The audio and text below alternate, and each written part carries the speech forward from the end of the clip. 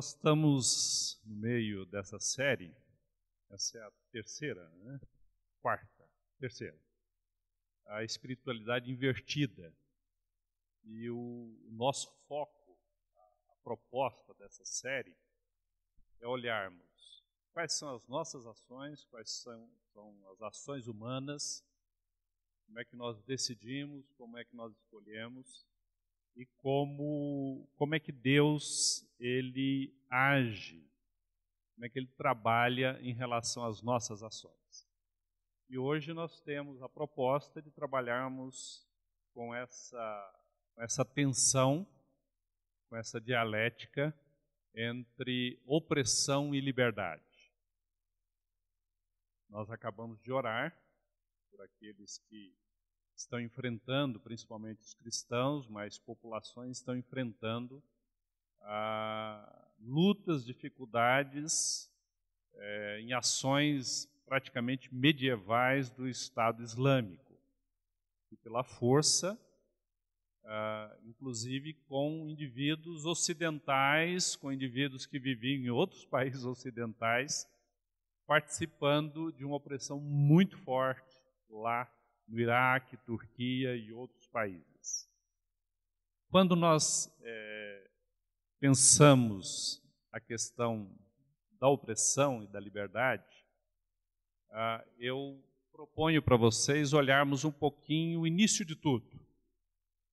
Quando Deus pensa a nossa história, quando Deus pensa a história humana, Ele cria o homem, a sua imagem e semelhança, Ele dá a esse homem parte dele, que é o sopro da vida, Ele dá a esse homem autoridade sobre a criação, Ele coloca esse homem num jardim maravilhoso e diz, olha, tudo é seu.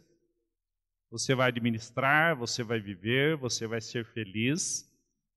E não só isso, você ainda vai ganhar uma esposa maravilhosa, né? Porque num jardim maravilhoso, sem esposa, para mim, pelo menos, não tem muita graça, né? Então, além disso, você ainda vai receber uma esposa maravilhosa. E vocês serão felizes. E eles eram felizes. E todo final de dia, Deus chegava lá. Claro que Deus é espírito, mas ele sentava lá na varanda da casa de Adão e Eva e dizia, vamos conversar. Vamos jogar a conversa fora. Está terminando o dia, como é que foi o dia? Como é que está a adaptação de vocês? O que nasceu de novo hoje? Encontraram alguma nova planta? E todo dia acontecia isso. Só que o pecado entra nessa história. O surgimento do mal, o surgimento do pecado, nem a teologia explica. A mitologia diz que a primeira mulher que, na mitologia grega, a primeira mulher que Zeus criou, Pandora, recebeu um grande vaso e dentro deste vaso, ou uma caixa, estavam todos os males do mundo.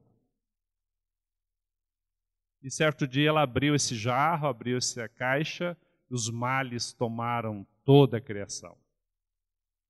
Na verdade, é uma simbologia de Eva, né? A ação de Eva, a ação de Adão, e o mal faz parte da nossa história. A partir disso, aquele homem que conhecia poder, aquele homem que conhecia governo, ele passa e continua governando, mas agora debaixo da questão do pecado. E isto vai alterar toda a relação humana. De tal forma que o primeiro assassinato acontece. De tal forma que aqueles dois irmãos se tornam inimigos. E Caim tira a vida de Abel. De tal forma que Adão e Eva, que eram quase que iguais, governavam aquele jardim, e daqui a pouco vem o governo, vem a liderança masculina. A liderança masculina é consequência do pecado. Por isso que Jesus diz, olha, entre vós não será assim, tem liderança, mas não pode ter poder, não pode ter domínio. Vêm as lutas entre famílias, tribos, cidades, países, governos, e é isso que nós estamos vivendo hoje. E entre as religiões. Então, as religiões que deveriam ter uma proposta de busca de Deus, de caminhada com Deus, as religiões matam, as religiões destroem. E nós ficamos assustados com o Estado Islâmico, mas o cristianismo fez isso também. O cristianismo tem páginas envergonhosas que foram escritas matando, destruindo outros povos. Destruindo e matando os nossos indígenas em nome de Deus, em nome do cristianismo.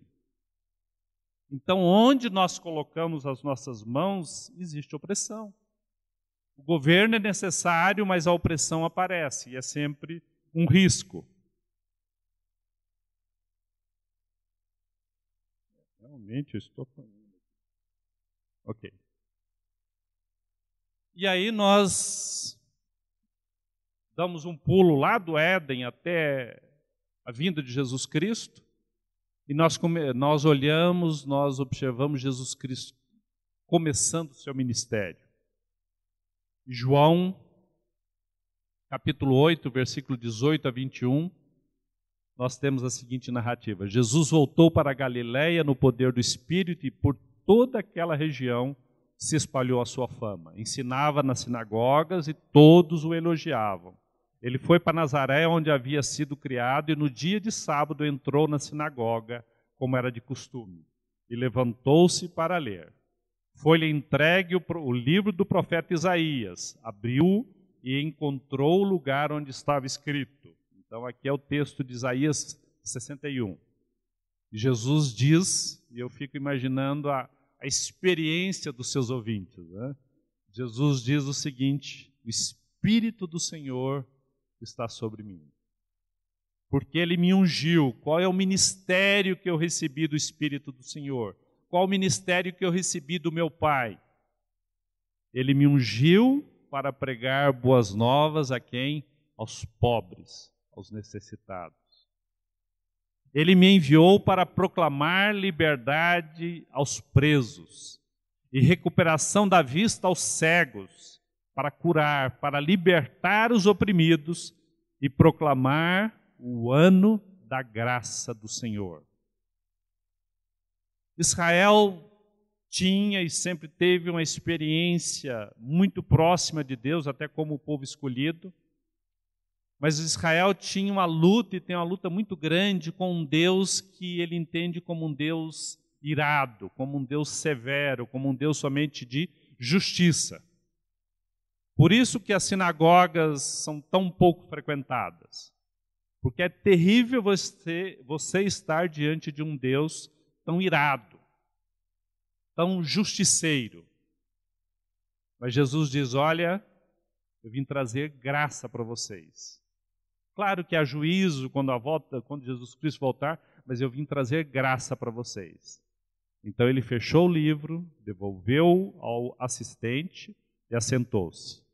Na sinagoga todos tinham os olhos fitos nele e ele começou a dizer-lhes, hoje se cumpriu a escritura que vocês acabaram de ouvir. Aqueles homens daquele período, judeus, não esperavam o Messias com esta mensagem. Esperavam um Messias talvez muito mais de juízo, muito mais de vingança. E Jesus Cristo disse, eu vim trazer, acima de tudo, liberdade. E é interessante que a mensagem de Jesus, a mensagem de Paulo escrevendo a carta aos Gálatas, a mensagem é o seguinte, onde há o Espírito, há liberdade.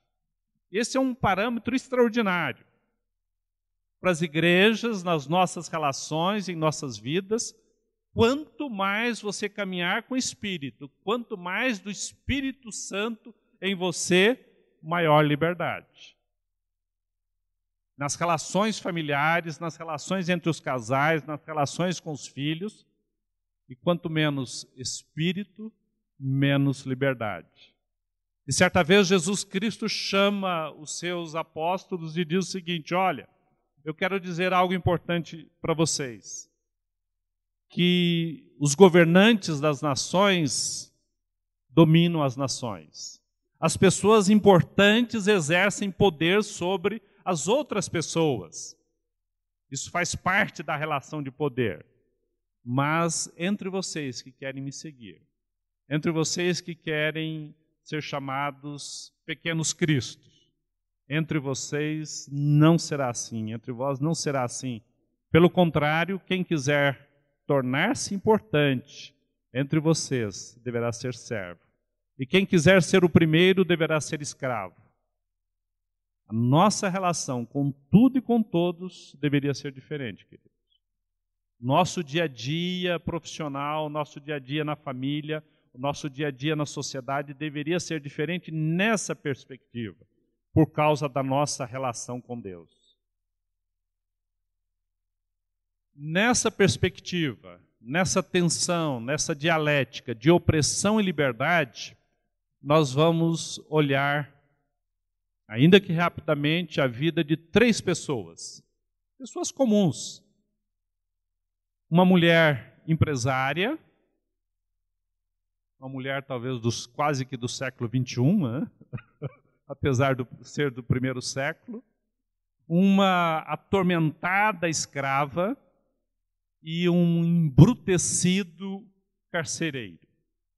Eu procurei uma palavra melhor aí, porque eu poderia colocar um insensível carcereiro, mas seria pouco.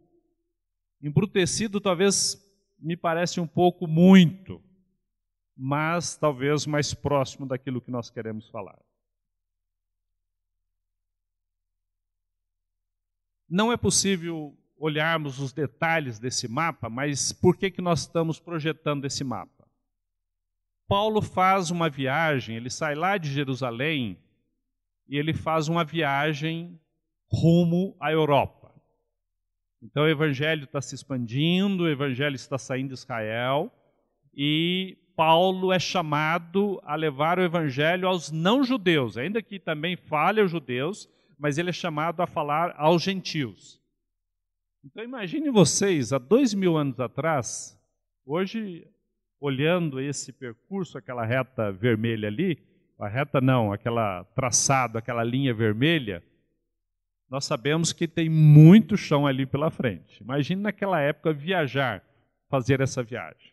Isso foi possível por causa do Império Romano. A paz romana existem estradas, existe segurança, então essa viagem é possível. Mas numa primeira viagem, Paulo visita a Galácia, hoje seria a Turquia, e é interessante que a igreja ortodoxa, que nós conhecemos tão pouco, nós deveríamos conhecer mais, ela está surgindo neste período pelo ministério de Paulo. Então ele faz uma primeira viagem ali à direita, a Turquia, e a seguir ele começa uma segunda viagem, e o plano dele seria visitar novamente a Turquia. Ele tem uma desavença com João Marcos. É interessante que mesmo os apóstolos, eles tinham desavenças entre eles. Então Paulo se separa de Barnabé, Barnabé vai com João Marcos e Paulo sai com Silas. E ele quer percorrer novamente a Galácia, essa região da Turquia. E é interessante que o Espírito Santo começa a impedir a Paulo e a Silas. Encontram com o jovem Timóteo, Timóteo aparece nessa região, e eles querem levar o evangelho, eles querem falar das boas novas, eles querem falar de Cristo, e o Espírito Santo não permite. Porque o Espírito Santo tem outros planos para Paulo. O Espírito Santo quer conduzir Paulo por outros caminhos.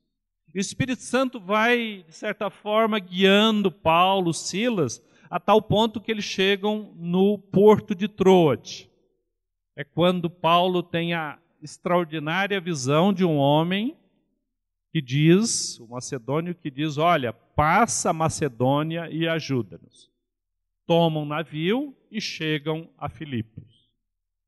E quando nós pensamos na igreja de Filipos, e não é uma igreja ainda, mas na cidade, eu fico imaginando a experiência do apóstolo Paulo. O que ele esperava encontrar lá? Porque a visão dele é a visão de um homem macedônio.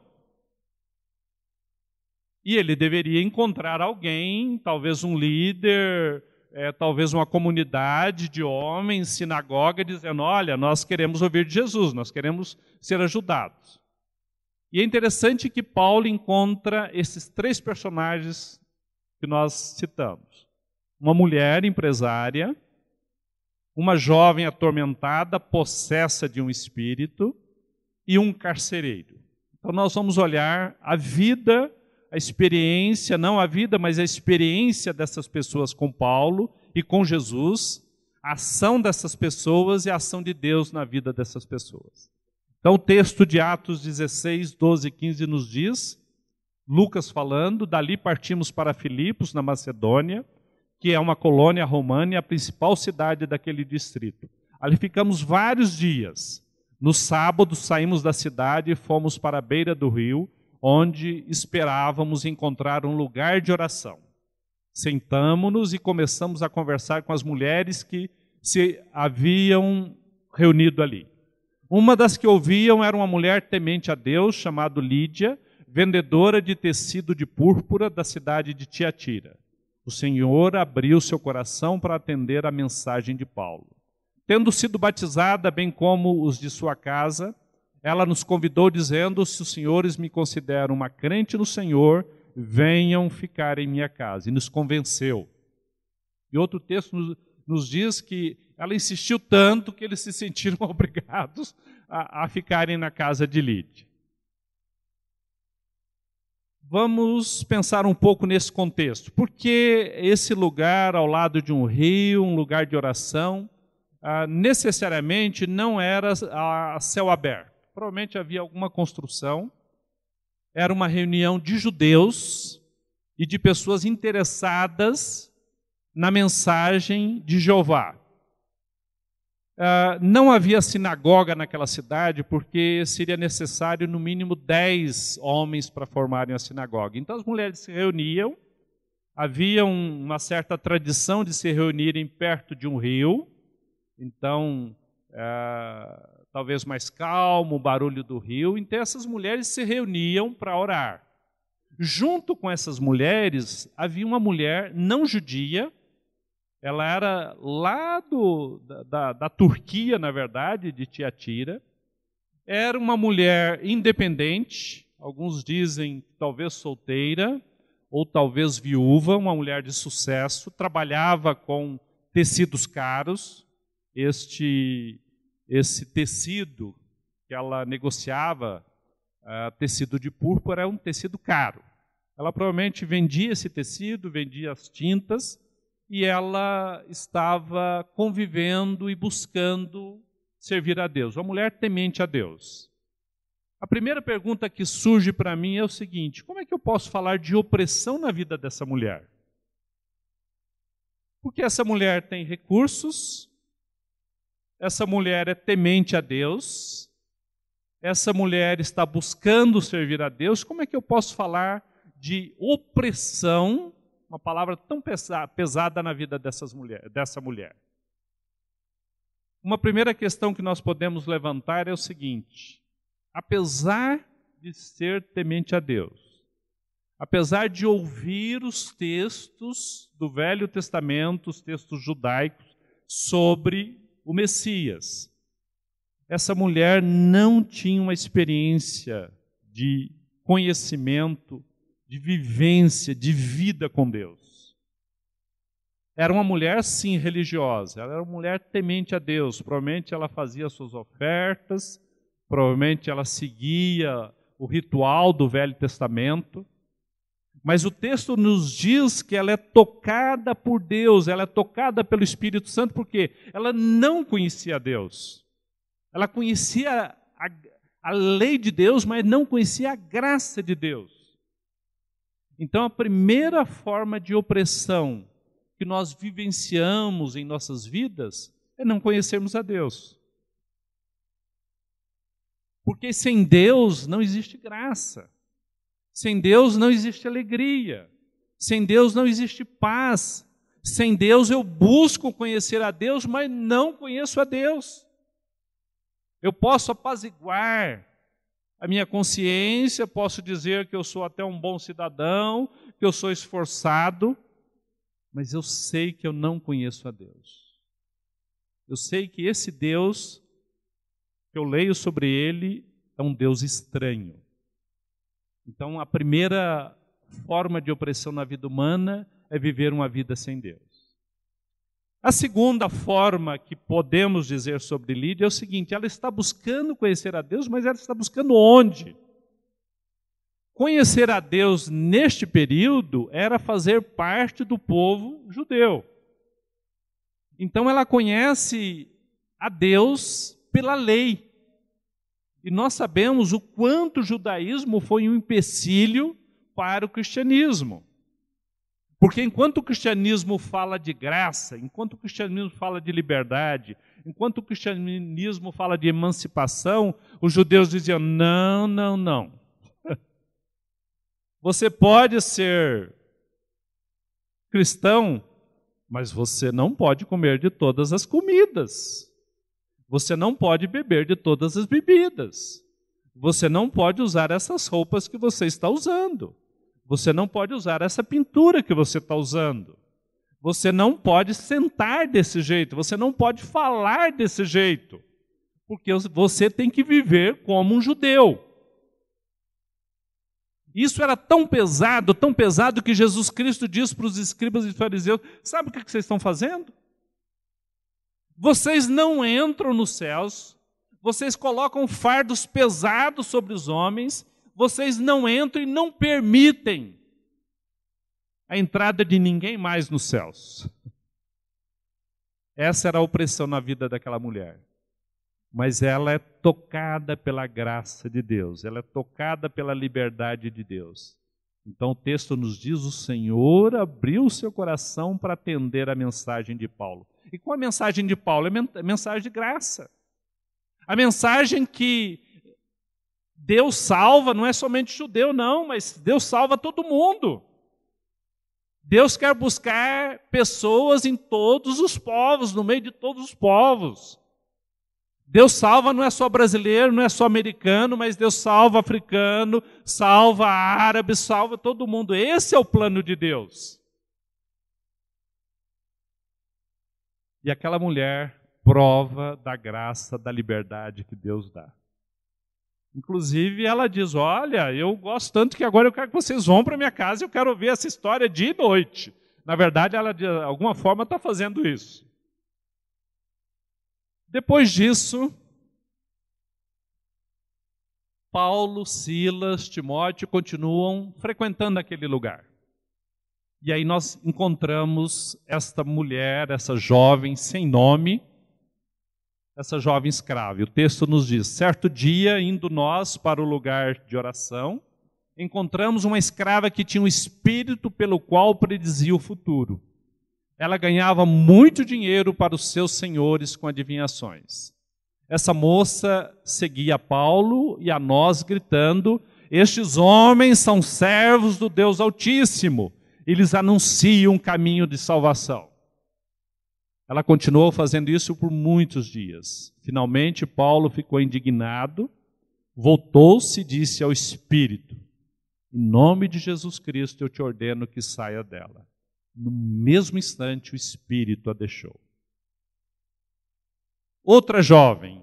É interessante quando o texto diz esse espírito de adivinhação, o espírito pelo qual predizia o futuro, o texto está falando de um espírito de pitonisa.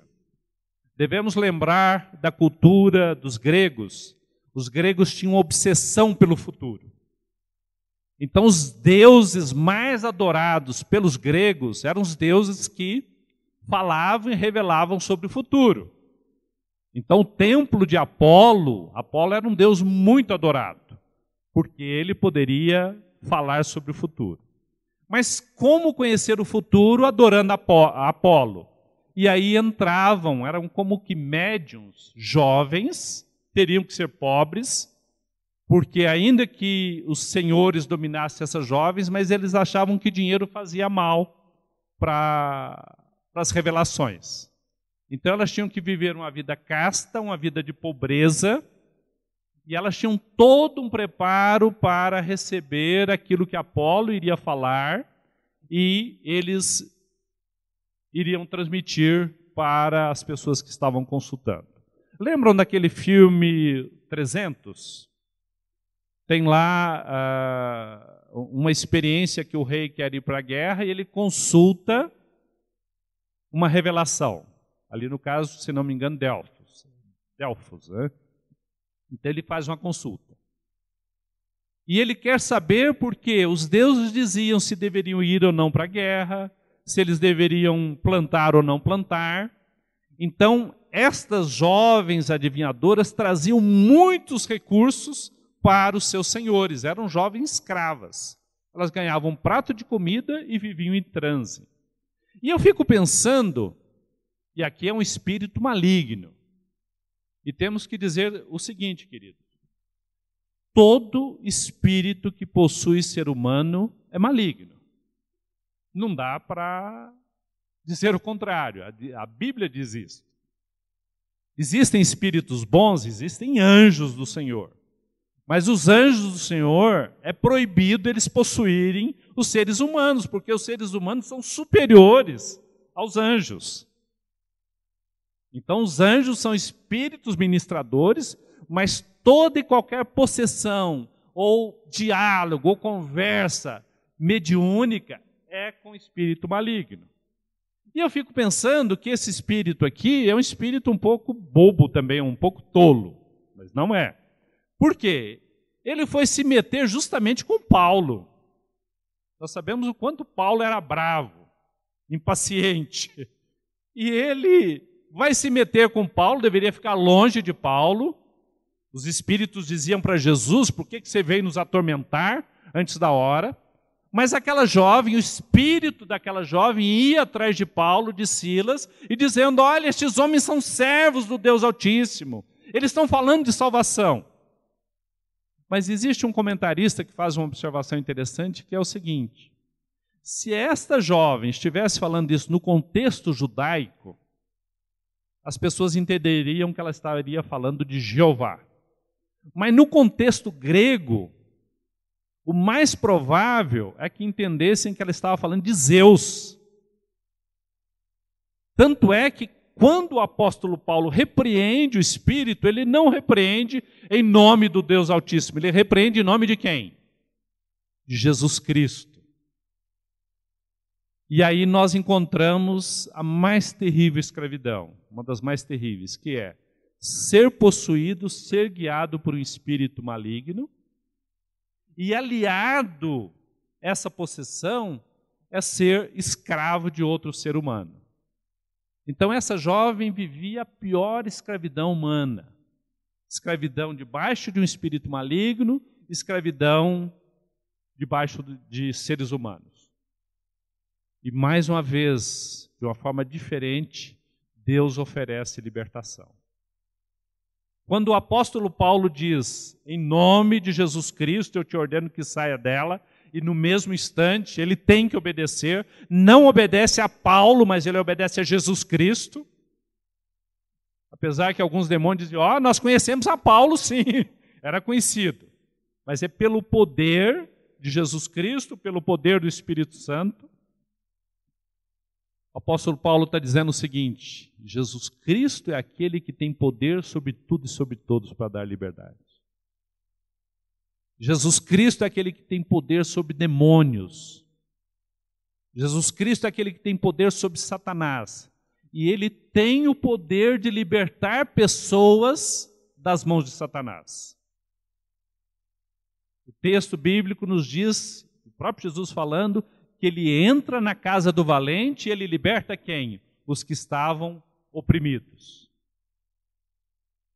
Debaixo de uma opressão, Jesus Cristo oferece liberdade para essa moça. O texto não nos diz o que acontece depois. Muito provavelmente, ela passou a seguir a Paulo. Isso era normal. Porque ela conhece um poder maior, que é de Jesus Cristo, e ela passa a seguir a Paulo. Se ela não seguir a Jesus, não haveria nenhuma garantia que ela não seria possuída de novo. Por quê? Porque o que garante que nós não podemos ser possuídos por espíritos malignos é o Espírito Santo que está em nosso coração. Por que o crente não pode ser possuído? Porque o texto nos diz: maior é que está em vós do que está no mundo. A casa vazia, o espírito maligno entra. Mas na casa cheia do Espírito Santo é impossível o espírito maligno entrar. Depois disto, há uma confusão danada, nós estamos pulando alguns versículos aqui. Os gregos, romanos também dizem: olha, esses homens estão trazendo confusão para nós. Então eles devem ser punidos, devem ser presos, e Paulo e Silas são lançados numa prisão. Os juízes pegam Paulo e Silas e dizem para o carcereiro: olha, tomem conta destes homens, façam com que eles não fujam. O carcereiro vai lá, coloca algemas nos pés de Paulo e Silas, porque é a forma mais tranquila para que eles não deem trabalho. Então nós encontramos essa narrativa. Por volta da meia-noite, Paulo e Silas estavam orando, presos, e cantando hinos a Deus. Os outros presos os ouviam. De repente houve um terremoto tão violento que os alicerces da prisão foram abalados. Imediatamente todas as portas se abriram e as correntes de todos se soltaram. O carcereiro acordou e, vendo abertas as portas da prisão, desembaiou a sua espada para se matar, porque pensava que os presos tinham fugido. Mas Paulo gritou: não faça isso, estamos todos aqui. O carcereiro pediu luz, entrou correndo e, trêmulo, prostrou-se diante de Paulo e Silas. Então levou-os para fora e perguntou: senhores, que devo fazer para ser salvo?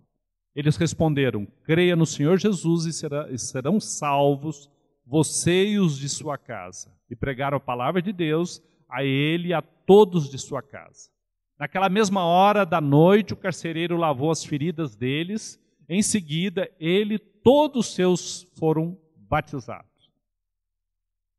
Que opressão, que escravidão, que governo nós podemos falar sobre esse carcereiro? A primeira opressão que vem sobre esse carcereiro é a opressão da própria lei. O próprio apóstolo Paulo diz que a lei é algo terrível sobre nós. Aquele carcereiro, concordando ou não com a prisão de Paulo e Silas, ele tinha que cuidar de Paulo e Silas como prisioneiros. Então ele é um homem escravo da lei. Pessoas que vivem debaixo da lei, elas são constituídas para obedecer sempre. Esse final de semana, um amigo meu ficou muito bravo comigo, um amigo militar, um oficial da polícia. É perigoso você deixar um oficial da polícia bravo, mas é amigo, né? É crente, é irmão. Né? Nós estávamos conversando e eu estava pedindo um documento, ele não tinha, e eu queria dizer para ele: tudo bem, não tem problema. Depois nós resolvemos isso. Eu falei para ele, olha, isso aqui não é um quartel. E ele ficou muito bravo, porque depois eu soube que ele já ouviu isso de muitas pessoas. Porque ele pensa como um militar. É muito difícil não pensar como militar sendo militar, porque ele é treinado a pensar como militar. Esse carcereiro pensava como um carcereiro. Outra coisa, ele lidava com os piores indivíduos da sociedade.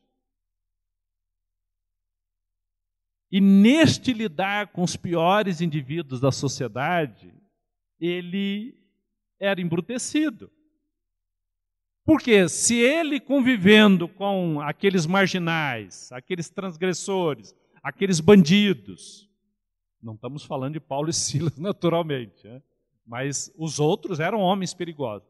Se ele tivesse um olhar vacilante, tímido, ele não iria durar muito. Recentemente eu assisti um faroeste com o Christian Bale e o Russell Crowe. Incrível, um faroeste com ele. Né? E o Christian Bale, ele tem um filho que não o respeita, porque ele acha o pai muito fraco. E o Russell Crowe é um bandido, e aquele garoto começa a admirar aquele bandido. Só que ele é um bandido. E aquele jovem diz, não, mas você é bom, você tem alguma coisa boa dentro de você. E é extraordinário o personagem do Russell Crowe dizer para ele, falou, não, eu não tenho bondade dentro de mim. Porque se eu tivesse alguma bondade dentro de mim, eu não poderia liderar esse bando. Ele tem um bando que assalta bancos, diligências, e eu não iria durar um dia. Então, as pessoas que lidam com situações extremas, com pessoas perigosas, elas ficam embrutecidas. Então, aquele carcereiro, ele vivia debaixo de uma certa opressão. Ele, de alguma forma, não conhecia da graça de Deus, ele conhecia só da lei, ele conhecia as coisas mais terríveis do ser humano. E por isso que nós podemos entender que quando ele olha tudo aquilo que está acontecendo, a primeira reação dele, eu acho ele muito fácil para ser convertido. Ele diz, o que eu devo fazer para ser salvo? Não há evangelização, não há explicação do evangelho, não se fala de graça. Mas o que percebe aquele carcereiro? Ele percebe que um poder muito maior, extraordinário, está se manifestando naquele momento. Ele percebe que algum poder está, inclusive, impedindo aqueles homens de fugirem. Porque eu, se fosse um prisioneiro, bom não, abriu a cela, eu daria no pé. Esse seria o natural. E todos ficaram ali. Alguma coisa estava impedindo aqueles homens de saírem, apesar de terem as grades abertas, apesar de terem as suas correntes, o texto nos diz, suas correntes quebradas, mesmo assim eles não saem.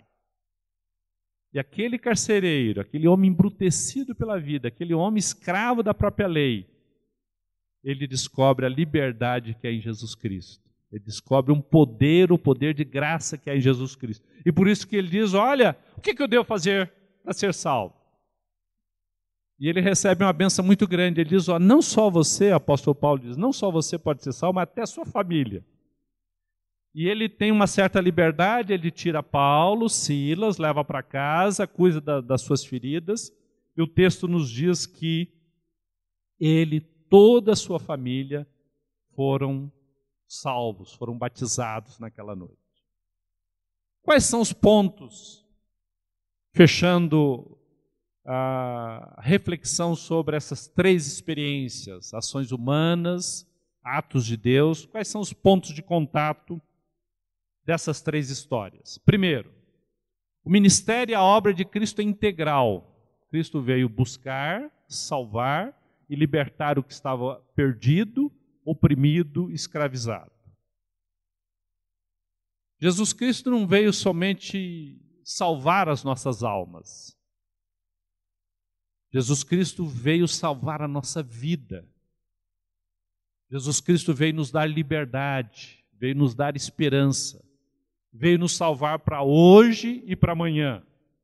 Segundo, existem diferentes e múltiplos tipos de escravidão, assim como de pessoas. Jesus não criou ou deixou receitas e não se limita a regras humanas.